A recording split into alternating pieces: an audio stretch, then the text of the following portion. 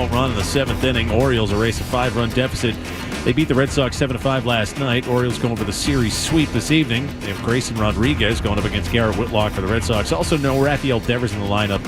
Still dealing with shoulder pain, so manager Alex Cora giving him the day off. First pitch comes your way a little more than an hour from now. Shohei Ohtani's former interpreter, Ipe Mizuhara, being charged with federal bank fraud and theft that includes more than $16 million from the Dodger superstar. Round 1 of the Masters underway. It's still Bryson DeChambeau atop the leaderboard at 7 under par, but right behind him, guess who? Scotty Scheffler, 6 under through 16. Tiger Woods is even through 7 holes. And O.J. Simpson, gridiron star turned actor and pitchman, who slaughtered Nicole Brown Simpson and Ronald Goldman, dead today at age 76. Headlines brought to you by Dulce Vita Tequila, America's #1 selling organic tequila. Try Dulce Vita's Blanco, Reposado, Anejo, and flavored tequilas. Dulce Vita Spirits, Austin, Texas. Tequila, pure and simple. Viva Dulce Vita, responsibly. I'm Jim Murray for Boston's Home for Sports, 98.5 The Sports Hub. Kevin Maggiore, as you next at 6:30.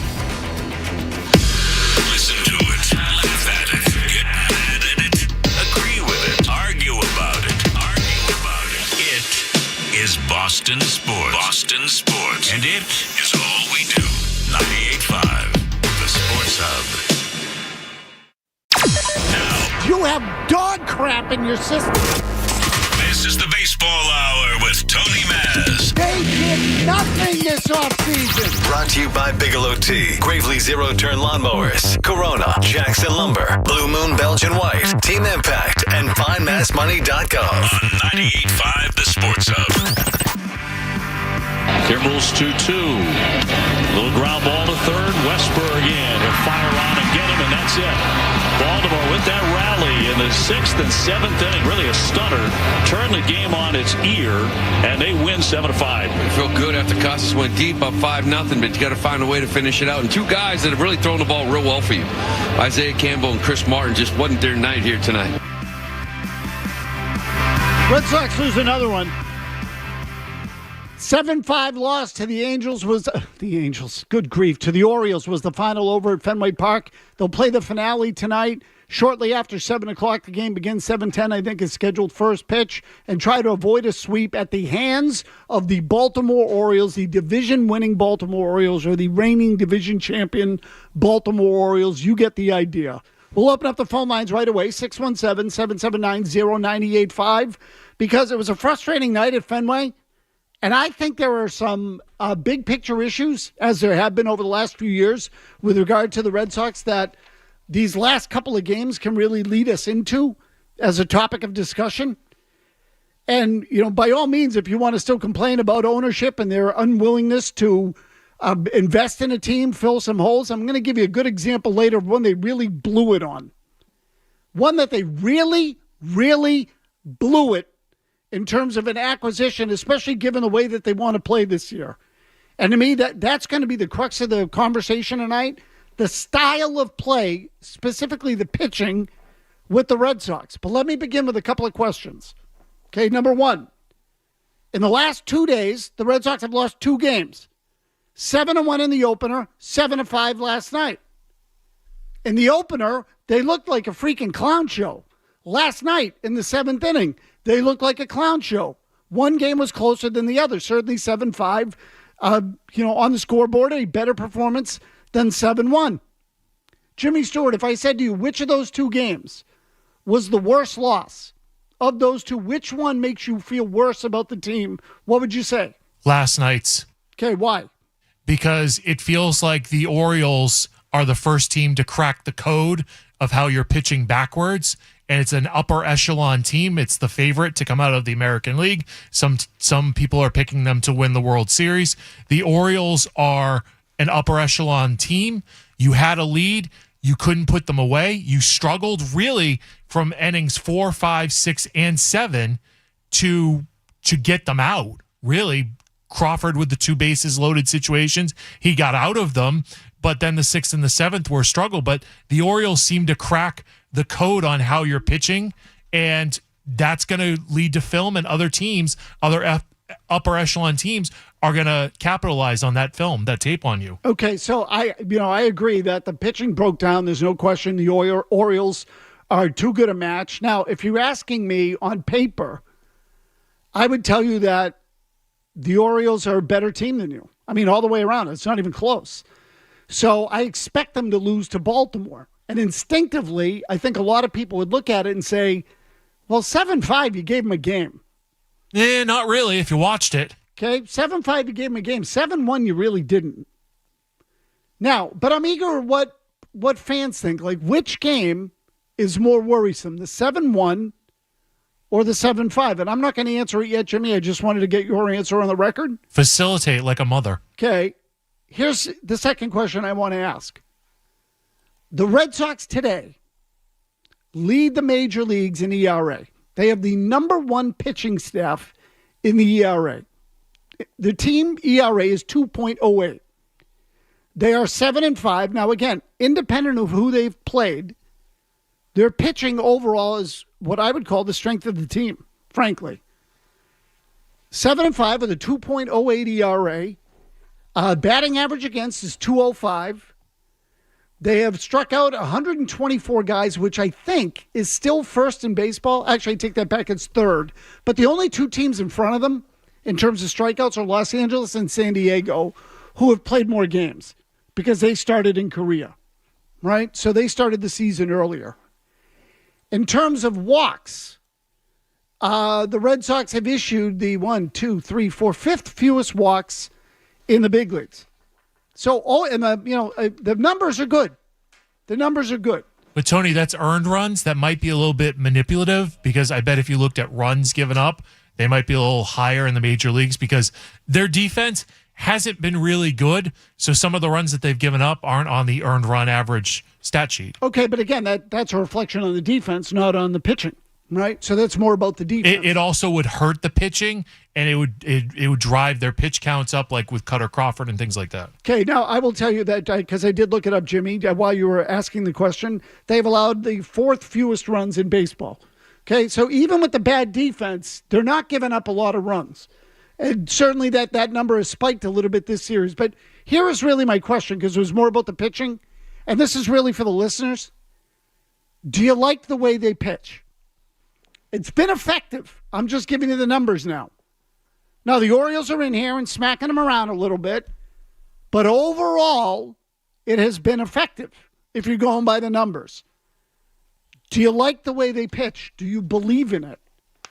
Because I think last night was a reason to shake your belief in it, and not just because they blew a 5-0 lead.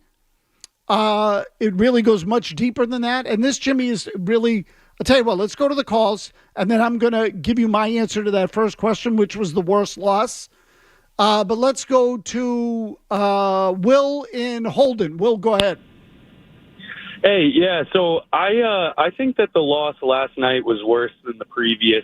I had some hope seeing the offense catch a little bit of a spark, but it just seems like the way that we're going about pitching, you're just asking to get lit up by the better teams. I think it can work and be effective against some of the lower-end teams, but I think once you get some power in a lineup and some consistency, that type of pitching isn't really going to be successful in the long run. Okay, and look, Will, I happen to agree with you, and I agree with Jimmy, too, albeit for different reasons on which of the two defeats was worse.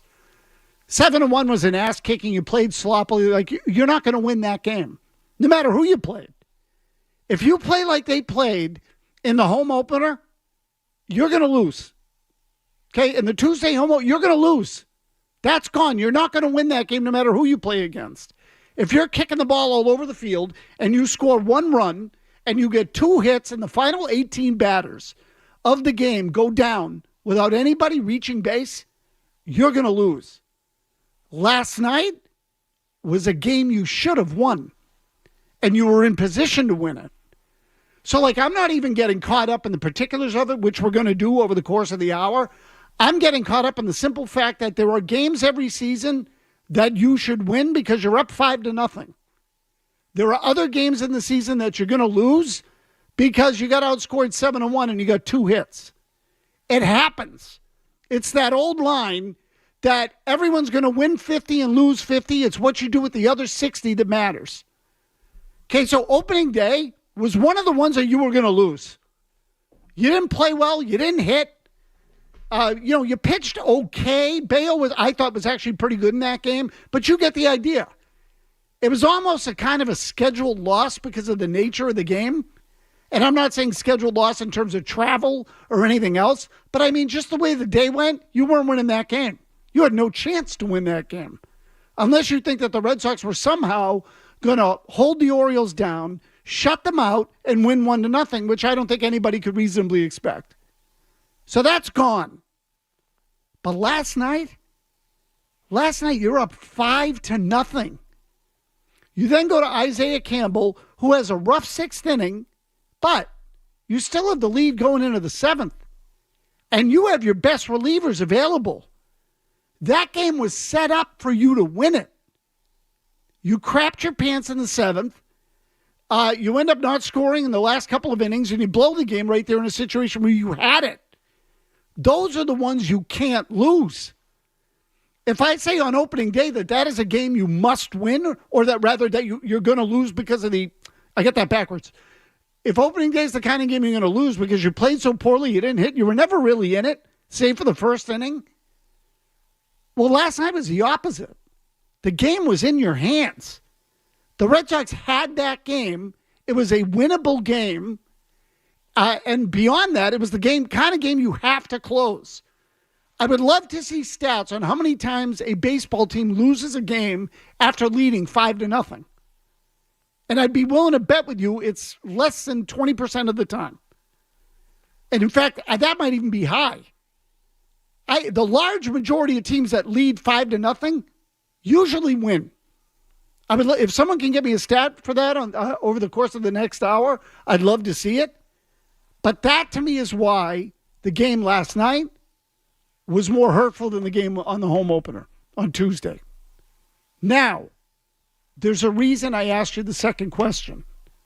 And again, that second question is the Red Sox have the best pitching staff in baseball based on the ERA. And excluding the opponents. So Baltimore's the first real offensive team that they've played. The Orioles can hit.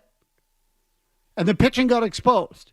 But leaving that out, do you believe in the pitching? Do you believe in the philosophy? Do you believe in the pitching coach? Do you believe in the arms on the staff? And those are all different things, but they're part of the same question. Do you believe in the pitching? We'll try to answer that when we come back. I will answer it when we come back. We'll take your calls. And also, a big picture question about the state of baseball, something Theo Epstein said a couple of years ago that I want to touch on, and it does relate to the Red Sox pitching staff. We'll do all of that when we come back on the Baseball Hour.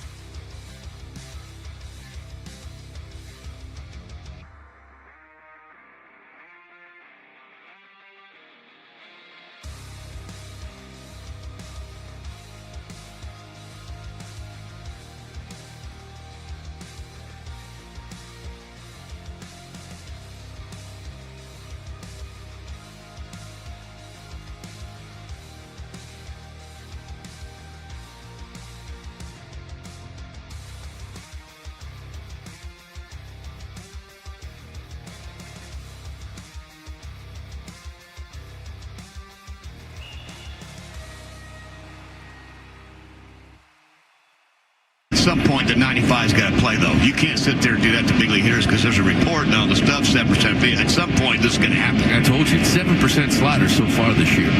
So what do you think the Orioles are saying when this guy comes in? Like, just give up on 95. Sit slider speed, 87, 88, and look for something in the middle of the plate. So you got to go 95 just to show him once in a while to get off it. Nobody out, and that's going to be a fair ball down the line. That's going to keep on rolling to the corner. Here comes Cowser chugging into third. He'll stop there on a double by Westberg. 4 consecutive hits off of Campbell, and here come the Birds. Second and third, nobody out. And a 5-0 lead has been cut to 5-2, and it's fast disappearing. Another slider. And that when we throw this slider, it starts kind of inner half and up. Got to know where it's going to end up, and that's right over the middle of the plate. It's been all sliders. Yeah, that pitch is lucky it's not in the seats. I mean, that one just standing middle. It's just flat. And listen, a fastball down away is still a great pitch at this big league level. I don't care what analytics and what you're looking at, but if you can spot a 95-mile-an-hour fastball down away, let's not act like that's just an automatic hit. But you're going to go up there and spin stuff and spin stuff and spin stuff and spin stuff. It's got to be absolutely electric every single night, which means we can't see the spin, and that's why we throw it so much. But, I mean, 95 plays. You can add to that, too. It's like some nights you come out and you just don't have that breaking ball. But, you should have that four-seam or sinker or whatever your fastball is consistently every single night. Sometimes you don't have the feel for your good breaking ball.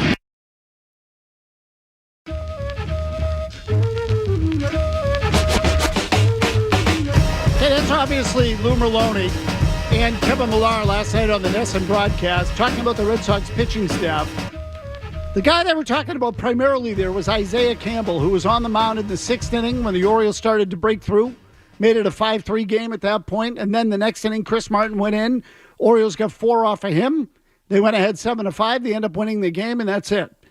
Again, 617-779-0985. Is your phone number. Now, what they're talking about, and this is hardly revolutionary, or, I'm not peeling any layers off the onion that haven't been peeled off in the first week of the season here, but the Red Sox aren't throwing fastballs anymore. They don't believe in it.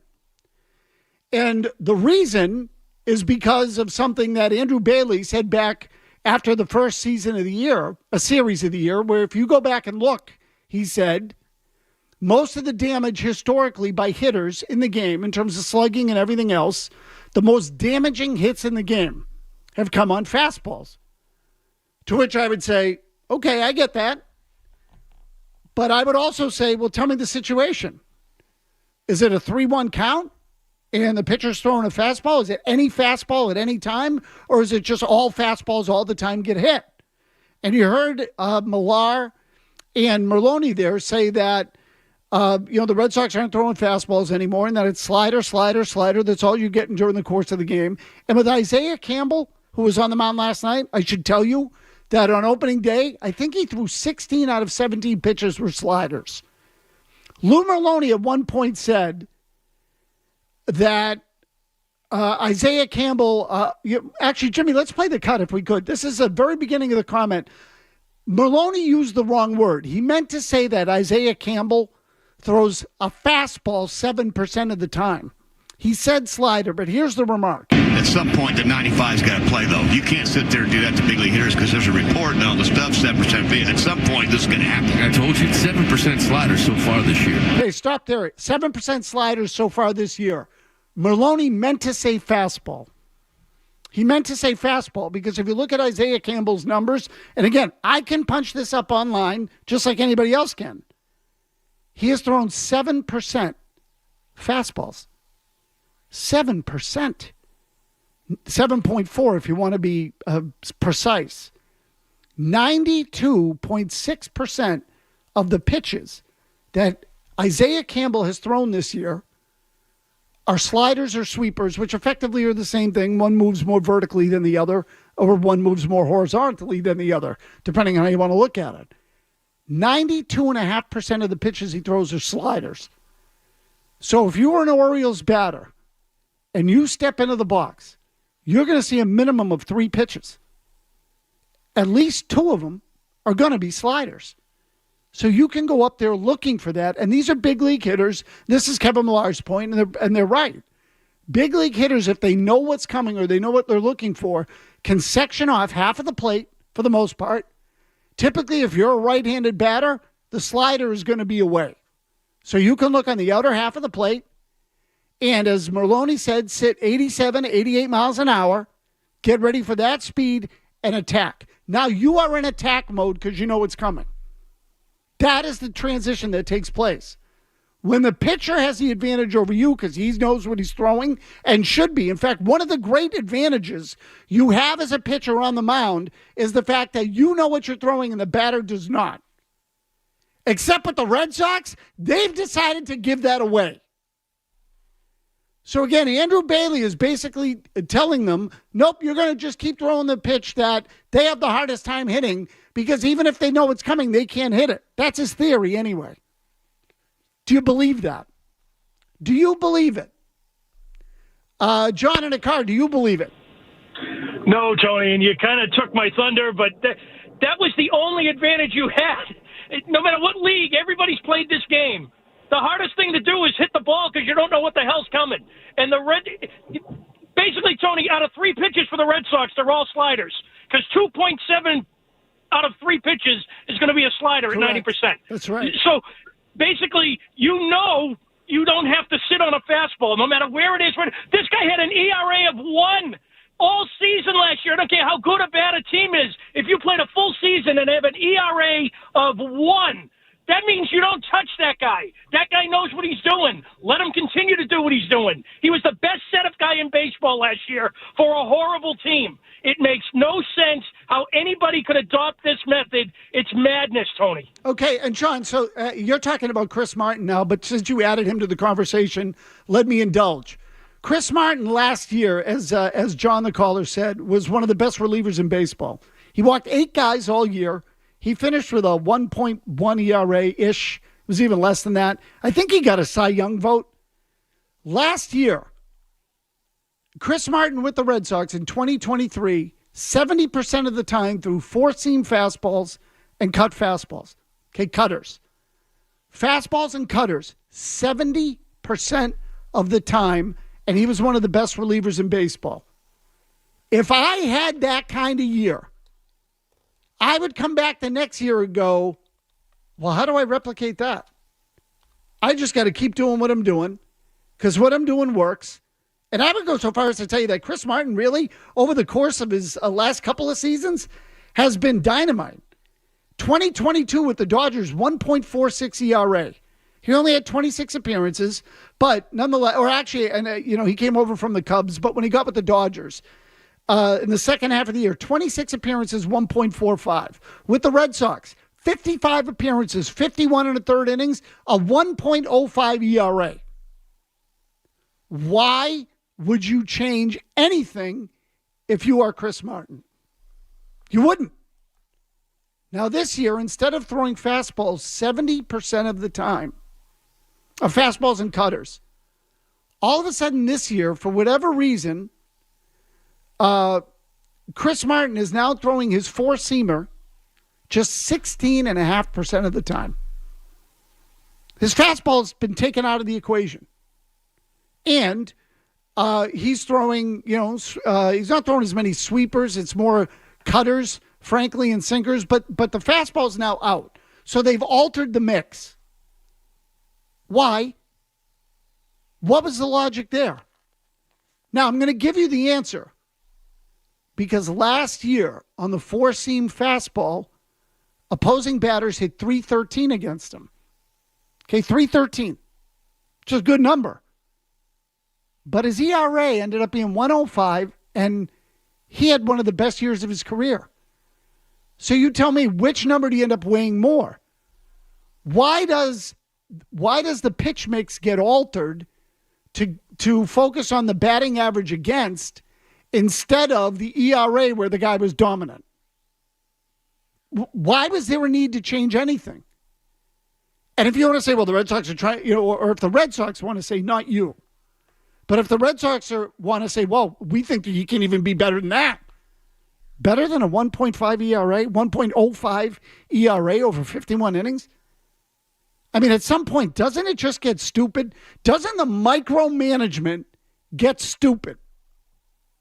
Like it goes beyond the level of logic. It's just effing around with the numbers and the pitch mix to justify your existence.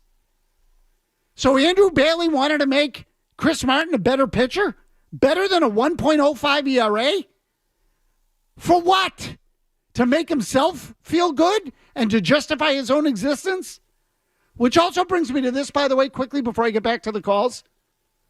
If Andrew Bailey was such a genius, and I'm not saying he's a bad pitching coach, why did the Giants let him go? How come the Giants let him go? How come the Giants hired Brian Price as their pitching coach and didn't keep Andrew Bailey? Are they just stupid? Is that the logic? Steve in Weymouth, what do you got? Hey, Tony. Yeah, so, I mean, I have a couple of points. Number one, I think the point that you just brought up around his numbers with his fastball last year were 3.13, but his ERA was 1.05. And it's like, again, to your point, like, if his ERA is 1.05, but they're hitting 3.13 against him from his fastball, that means that he's mixing his pitches in a way that it doesn't really matter that they're hitting 3.13 off of his fastball. Correct. That doesn't matter. Correct. Because he's mixing his pitches in a way that he's still keeping hitters off base. Exactly. And the second part of it is, and this is my other point, is that it's fine if you want to start pushing this idea that guys should throw more sweepers, sliders, off-speed pitches, or whatever. Then you need to put a ton of trust in your bullpen that they can spot those pitches consistently and get swings and misses. And guess what? Watching Martin last night, I was like, what the hell did they do to him? Because I haven't seen him look that bad since he came to the Red Sox. I was like, what is this? I agree. Yeah, it was. I'll tell you exactly what I think has happened. Paralysis through analysis, or in this case, microanalysis. So Chris Martin pitched the way he pitched last year and had success with it. Why are they changing it? And could that be part of the reason he went out last night in the seventh inning with a 5-3 lead and threw a couple of wild pitches, and there was a pass ball in there, and there was a catcher interference in there, and he looked completely out of whack, like as bad as he looked all last year, maybe worse. All of a sudden, he looks worse now than he did a year ago. Could it be that he's like, why are you making me change? And again, I don't know enough about Chris Martin to know. Maybe he's a good guy. Maybe he follows the pitching coach's instructions. Maybe he's a team player. You want me to change, I'll change. No problem. I'm game. I'll try anything. Maybe he's that kind of guy. But you just said it. Caller just said it. The 3.13 against him last year on fastballs did not hurt him. So let it go. But no, the Red Sox got to focus on that detail. Someone had to focus on that detail and deem that it was more important than the big picture. Someone put that detail over the fact that Chris Martin had a 1.05 ERA. Why the hell would you do that other than to try to show people how smart you are? Why would you do that? Because you think the guy's not that good and he got lucky last year? You watched him pitch. Do we all think he's pretty good? Because I do.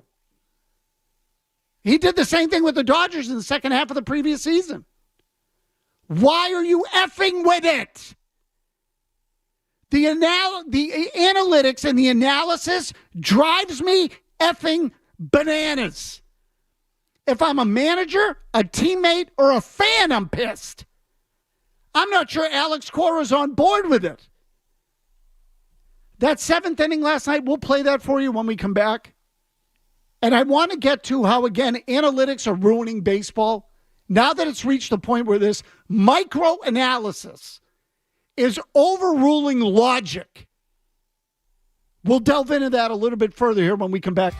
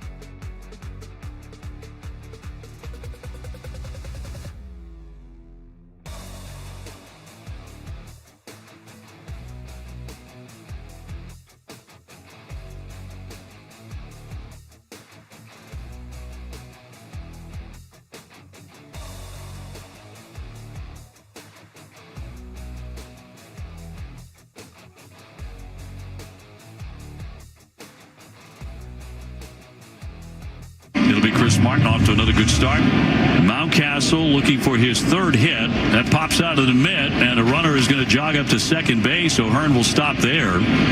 So that one got away from Wong. Good count here for Mountcastle, and that's going to spin inside. That goes to the backstop. That will put him on. And a runner down to third. And here's Mullins. That's catcher's interference. Boy, is this inning Check swing. getting weird. Catcher's interference. That'll send a runner down to first and load him up. Catcher's charged with an error on catcher's interference. It's the 1-2. And that one is going to bound away. It was off the catcher. The toss home will not get the runner. And they score again. 5-4 game. 2 men in scoring position. 2-2 to Westburg. Swung on in a high fly ball center field. That one's carrying way, way back. That ball is gone. That's a 3-run homer.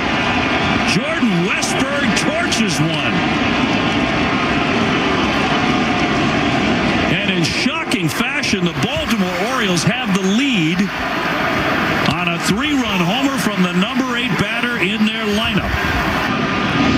7-5 Baltimore. Apart. So now my question with Chris Martin is, why? Is Chris Martin, he's so good. It could just been a bad night. It's fine. But I'll come back again to the human element of it. Chris Martin never walks people, has impeccable control, had a 1.05 ERA last season, and he threw his fastball and his cutter 70% of the time. Now the fastball's down to like 10%, 15%, somewhere in that area. I had it in front of me a minute ago. Why would you change it? Why would you change it? Because the Red Sox saw some number and go, oh, well, opponents actually hit 313 against him on his fastball, so we're going to stop throwing it. Jimmy, years ago, let's just pick two star players, okay? Roger Clemens, who throws in the high 90s, Albert Pujols, who can hit a fastball. If Roger Clemens faced Albert Pujols, would he stop throwing his fastball because Albert Pujols could hit it? No. What would he do, Jimmy? What was the key to getting Pujols out if you were going to throw your fastball?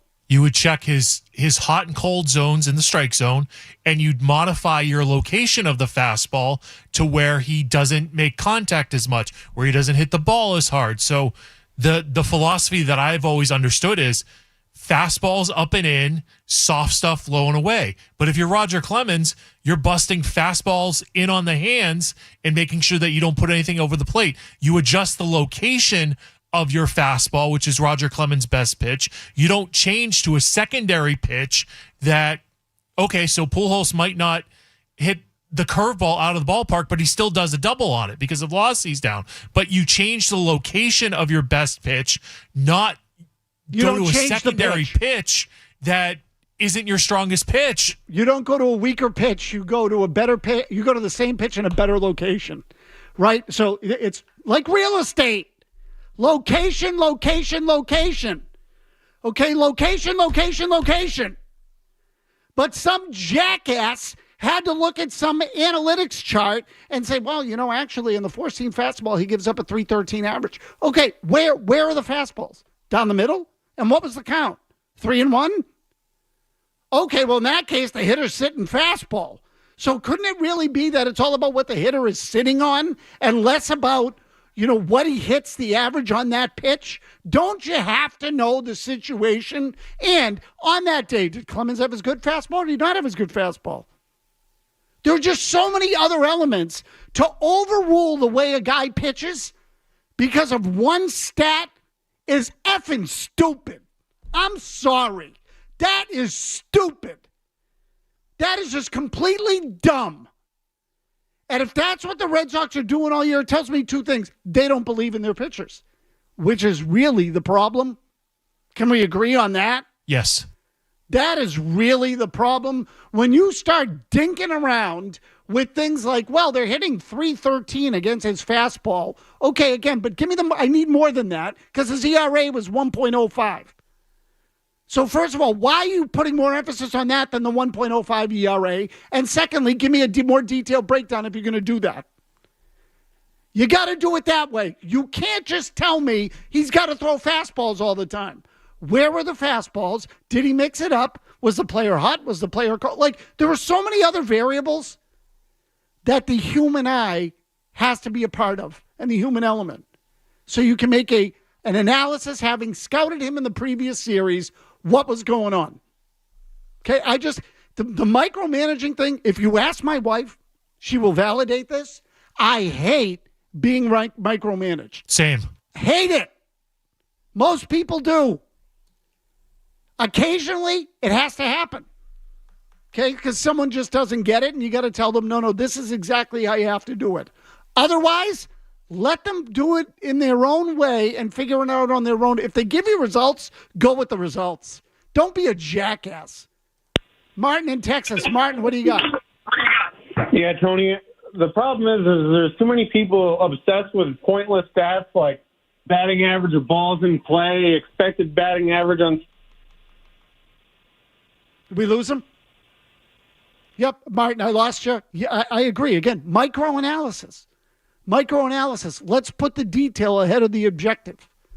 That makes sense. No, that's smart. Yeah, let's F with the guy's head and screw him up when he had a 1.05 ERA. Shane in Newport. Shane, go ahead. Hey, Matt, it's Sugar Shane in Newport. How's it going? Good, you? Pretty good. So I was at the bar last night enjoying my tater tots with some sriracha ketchup in. Okay, we're going to see you later. Rodney's in Virginia. Rodney, go ahead. What do you got? I like tater tots. I just wanted to talk about, look at Strasburg and his, arm, and he didn't have any pitch count, anything that happened to him, and, everyone's making a big deal about, all pitchers going down. I mean, I don't think that's the problem. I think it's more into, how they develop the pitchers.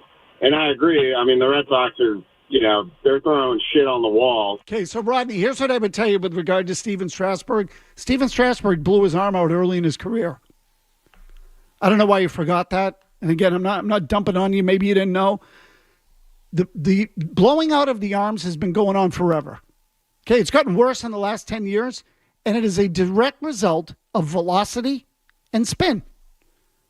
Now that's an opinion because there's no way to actually go inside a guy's arm before the injury and say, oh, look, here it is. It's pristine. Now, the next time you go out there, amp up the velocity, so then we'll take another look in the arm. It doesn't happen that way. But we can theorize. And I think it's just logical. What puts torque and strain on the arm? Velocity and torque. Okay? Breaking balls and fastballs. The more you try to spin it and the harder you try to throw, let alone if you're trying to do both, the more strain you're going to put on the arm, particularly the elbow. Also, when kids are younger now, at 10, 11, they're trying to amp up their velocity and throw curveballs, and it's just not an appropriate age to do either. Okay, so, and Jimmy, I agree with kids. Certainly, this is part of the reason you say you're not doing any of that stuff. But let's stick to the big leaguers. No, but this is the point of the process through it, is that if Steven Strasburg is starting to throw a curveball at 11 years old, coaches are going to freak out and he's going to get all this stuff. They're going to want him to do it more and throw harder and do that. And it's a process where your arm shouldn't be doing any of this stuff until maybe in college. So if you go from 14 years old is when we're allowed to throw curveballs. Now, if that age is 10 or 11, it's going to stress it out at an even younger age and affect more and more and more pitchers as we get to the big leagues. And some pitchers might not even make it to the big leagues. I see what you're saying. So I think with kids, the restrictions have gotten, tighter. I think that they're more careful with kids now than they were in the past. So they're letting them throw fastballs, but they're asking them to throw harder. Okay, and then when kids get to all these kids are blowing out their arms at earlier ages, probably because they get to high school and start throwing too many sliders and trying to throw too hard. So, I don't know that it's happening to little leaguers per se, but again, as it relates to big leaguers, it's still true. If you're throwing max effort all the time, your arm's going to pop. What do you think? You're superhuman? You have fielders for a reason. Use them. Exactly. Location, Maz. It goes back to location. Greg Maddux, Hall of Fame pitcher, could locate anywhere on the plate. Do that. Right. And look, not everybody can. So I'm not saying even everybody has to be the same. But the fact of the matter is, max velocity and max spin is going to lead to max injuries. I don't think that that's all that revolutionary. I think that's pretty basic. Of course it is. Start doing everything at full bore all the time. See how your body holds up. It won't. It can't. I'm not yelling at you. You know that, Jim. And unless you're on a program, then maybe it could. Oh, it's preposterous. Preposterous. Idiotic is what it is. The micro-analysis is crippling the sport. Crippling it. All sports. And I would say that as it relates to the Red Sox this year, I said this to Felger earlier today, that the Patriots usually, when they had Danny Woodhead in the backfield, their entire running game was out of the shotgun. You know why? Because they couldn't line up and run it straight ahead. They couldn't hand it off from under center, line up, and run. So they had to trick it up. And I think at the end of the day, that's what's going on with this Red Sox staff. And now Nick Pavetta's on the disabled list with an arm injury for the first time in his career, and people want to try to guess why or blame it on the pitch clock? Please. Idiotic. We'll wrap it up when we come back on the Baseball Hour. This is the Baseball.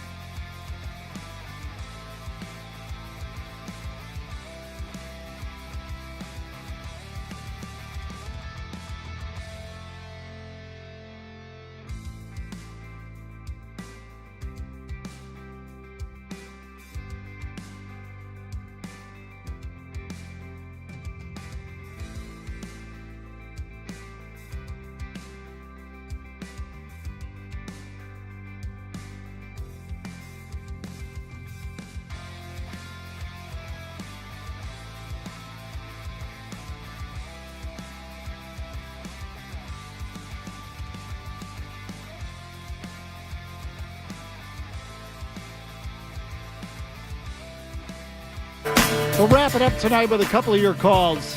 I'll just add this quickly. I think it's kind of an important game as much as the 13th game of the season can be important. The Orioles have slapped you around.